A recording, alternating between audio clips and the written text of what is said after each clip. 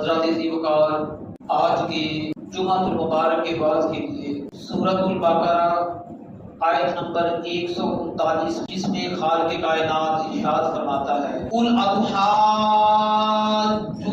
فی اللہ وهو ربنا وربکم، کیا تم جھگڑتے ہو، بحث کرتے ہو ہم سے اس کے متعلق جو اللہ وحدہ لا شریک کی ذات ہے، وہ ہمارا بھی رب ہے اور تمہارا بھی رب ہے۔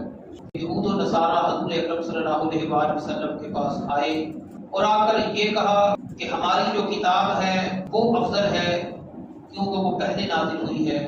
اے مسلمانوں، ہم تم سے افضل ہیں۔ وَلَنَا أَعْمَالُنَا وَلَكُمْ أَعْمَالُكُمْ، ہمارے لیے ہمارے عمل ہیں اور تمہارے لیے تمہارے عمل ہیں۔ وَنَحْنُ لَهُ مُخْلِصُونَ، اور ہم اسی کے لیے مخلص ہیں، اسی کے لیے خالص ہیں، اور ہم اسی کی خالص ہو کر عبادت کرنے والے ہیں۔ یہود نے کہا حضرت عزیر اللہ کے بیٹے ہیں، نصارہ نے کہا حضرت عیسیٰ ابن مریم اللہ کے بیٹے ہیں، تو ان دونوں نے شرک کیا۔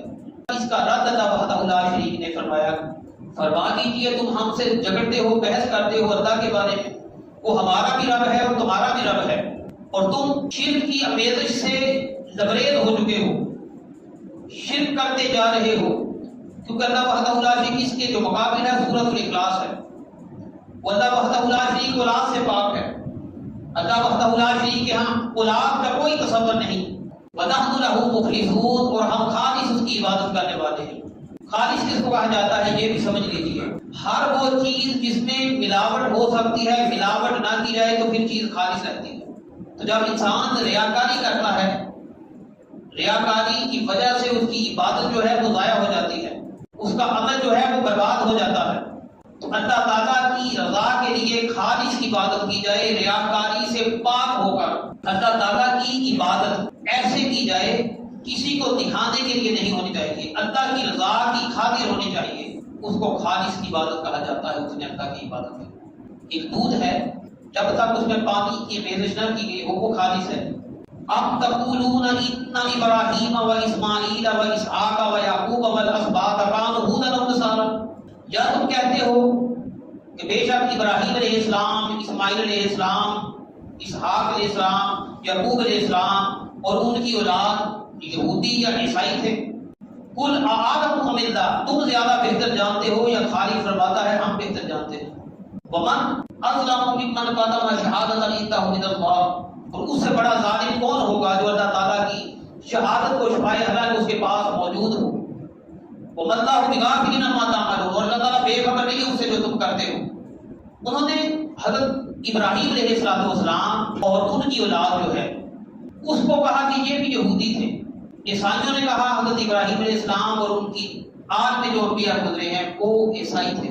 تو اللہ وحدہ لا شریک نے اس کا بھی رد فرمایا، تم زیادہ بہتر جانتے ہو یا ہم بہتر جانتے ہیں۔ یہ بات پلے باندھ دیجیے، زندگی بھر کام آنے والی ہے۔ اللہ تعالیٰ نے جتنے انبیاء کرام کو بھیجا، رسل کو بھیجا، وہ سارے توحید کا پرچار کرنے والے تھے۔ ان سب کا دین اسلام ہے، وہ دین اسلام پر کاربند ہے، ایک اللہ کی عبادت کرنے والے ہیں، کسی غیر کے آگے جھکنے والے نہیں ہیں، لوگوں کو بھی روکتے رہے۔ ظاہری بات ہے جو لوگوں کو روکتا ہو خود پہلے عمل کر کے دکھاتا ہے۔ تو حضور اکرم صلی اللہ علیہ وآلہ وسلم کی ذات پاک کو لے لیجیے، 40 سال مکہ میں رہے، کبھی بت پرستی نہیں کی۔ یہی وجہ ہے جب مشرکین مکہ نے آپ علیہ السلام سے معجزہ طلب فرمایا، فرمایا میری 40 سال کی زندگی دیکھو، وہ کسی معجزے سے کم نہیں ہے۔ اس میں آپ علیہ السلام کو صادق اور امین کے لقب سے یاد کیا جاتا ہے، جہاں ننگے ہو کر لوگ کعبہ کا طواف کرتے تھے، لیکن حضور اکرم صلی اللہ علیہ وآلہ وسلم نے کبھی ایسا نہیں کیا۔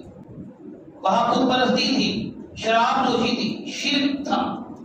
اللہ وحدہ لا شریک کے رسول ان میں رہے تو ایسی زندگی گزاری پھر نبوت کی دلیل اپنی 40 سال کی عمر کو دی کہ میرے دعوی نبوت کی دلیل طلب کرنے والوں، میری 40 سال کی زندگی تمہارے سامنے ہے، اس میں تم میری طرف میرے کردار پر انگلی نہیں اٹھا سکتے۔ تو حضور اکرم صلی اللہ علیہ وآلہ وسلم نے اپنے کردار کو پیش کیا نمونہ بنا کر، تلک امۃ قد خلت لہا ما کسبت، یہ امت ہے جو گزر چکی ہے، اس کے لیے وہ تھا جو اس نے کمایا، اور تمہارے لیے وہ ہے جو تم کما رہے ہو۔ ان کی کمائی ان کے ساتھ تھی، ان کے عمل ان کے ساتھ تھے، اور تمہارے عمل تمہارے ساتھ ہیں، تمہارے عمل تمہارے پاس ہیں۔ جو تم کرو گے وہ آخرت میں اللہ وحدہ لا شریک اس کو وَلَا تُسْأَلُونَ عَمَّا كَانُوا يَعْمَلُونَ، اور آپ سے سوال نہیں کیا جائے گا ان کے بارے میں وہ کیا کرتے رہے۔ آپ نے السلام نے تو تبلیغ کرنی ہے، بات و نصیحت فرمانا ہے، اس پر اللہ وحدہ لا شریک ہے پیارے محبوب آپ کو اجر عظیم کی دولت سے سرفراز فرمائے۔ تو آپ تبلیغ کر رہے ہیں، بات کر رہے ہیں، بات و نصیحت کر رہے ہیں، اذیتیں اٹھا رہے ہیں، تکلیفیں اٹھا رہے ہیں، اللہ جانتا ہے میری ذات کی خاطر اللہ کا رسول اٹھا رہا ہے، تو اللہ فرماتا ہے اے پیارے محبوب آپ سے ان کے بارے میں سوال نہیں کیا جائے گا۔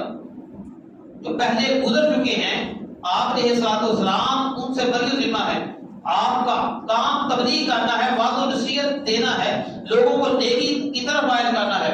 آپ کا کام تو فقط دعوت دینا ہے، مائل کرنا ہے، نیکی کی ترغیب دینا ہے، نیکی کی طرف لوگوں کو ابھارنا ہے۔ آگے اللہ وحدہ لا شریک کا کام ہے کس کو نعمت ایمان سے سرفراز فرما دے، آپ کو اس پر اجر عظیم اللہ وحدہ لا شریک دے گا۔ پہلے لوگ جو گزر چکے ہیں ان کے بارے میں پیارے محبوب آپ سے سوال نہیں ہوگا، یہ ابو جہل سے پوچھا جائے گا۔ تاریخ تبریغ کے اندر لکھا اس نے 52 حج کیے لیکن لا الہ الا اللہ محمد رسول اللہ نہیں کہا، تو 52 حج کرنے والا جنت میں داخل نہیں ہوگا۔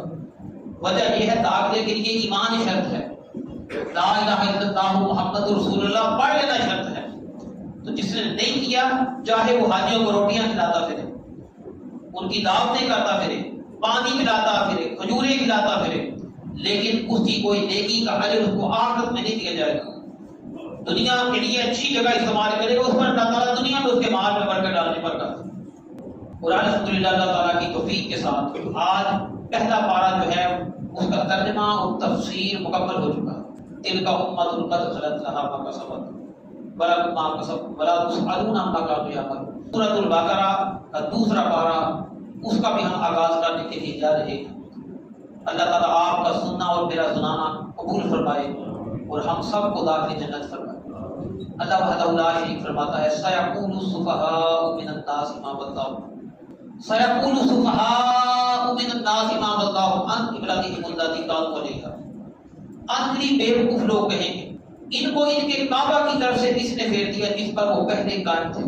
حضور اکرم صلی اللہ علیہ وآلہ وسلم 16 یا 17 ماہ بیت المقدس کی طرف منہ کر کے نمازیں پڑھتے رہے، اور اللہ وحدہ لا شریک نے تحویل قبلہ کا حکم دیا۔ آپ علیہ السلام حالت نماز کے اندر تھے اور نماز عصر کا وقت، نماز عصر ہو رہی ہے، یہ بخاری شریف کی حدیث پاک ہے، نماز عصر ہو رہی ہے۔ آپ علیہ السلام کو اللہ تعالیٰ نے حکم دیا ہے پیارے محبوب تم چاہتے تھے بیت المقدس کی طرف سے منہ ہٹا کر کعبہ کی طرف منہ کر دو، تو ہم آپ کو حکم دے رہے ہیں حالت نماز کے اندر اللہ وحدہ لا شریک کے محبوب نے اپنا جو رخ ہے وہ کعبہ کی طرف دیا۔